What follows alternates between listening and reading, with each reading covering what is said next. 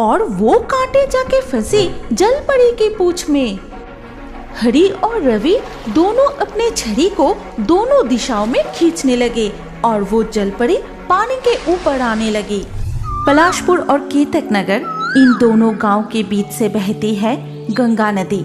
उसी नदी से तैरते हुए जा रही थी एक सुनहरी जलपरी, पर अचानक तेज तूफान और बारिश के कारण उस जलपरी ने कुछ दिनों के लिए नदी के इसी स्थान पर रुकने का निश्चय किया।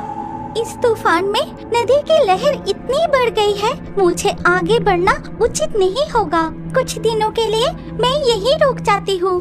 पलाशपुर और केतक नगर गांव के ज्यादातर लोग मछुआरे थे, इसीलिए ये नदी ही उनकी जीवन रेखा थी। इस नदी में नहाना, बर्तन धोना, कपड़े साफ करना और गांव के गाय और भैंसों को नहलाना सब कुछ होता था।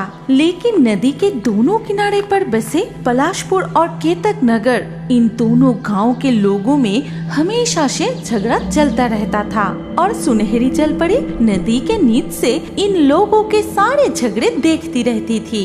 सावधान कालू, हमारे हिस्से की मछली अगर तू पकड़े ना तो अच्छा नहीं होगा।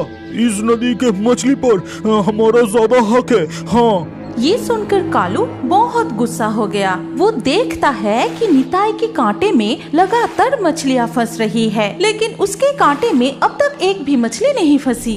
ये मजाक हो रहा है। मेरे हिस्से के सारे मछली तू पकड़ रहा है। तुम्हारे हिस्से की मछली मतलब? और नहीं तो क्या, नहीं तो तेरे छड़ी में इतनी मछलियाँ कैसे फंस रही है और मुझे अब तक एक भी नहीं मिला। तो तुम्हें मछली पकड़ना नहीं आता इसीलिए नहीं मिल रहा है। खामोखा इल्जाम लगा रहे हो। क्या कहा तूने? इतनी हिम्मत? मुझे मछली पकड़ना नहीं आता? अरे अरे, इन दो गांव के लोग तो बड़े अजीब हैं। एक दूसरे से ऐसा झगड़ा क्यों करते हैं? बस फिर से झगड़ा शुरू हो गया, जो काफी देर तक चलता रहा।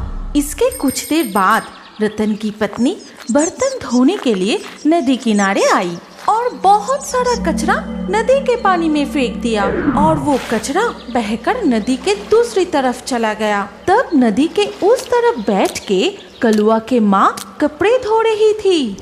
अरे अरे अरे, क्या तू अंधी हो गई है समोली?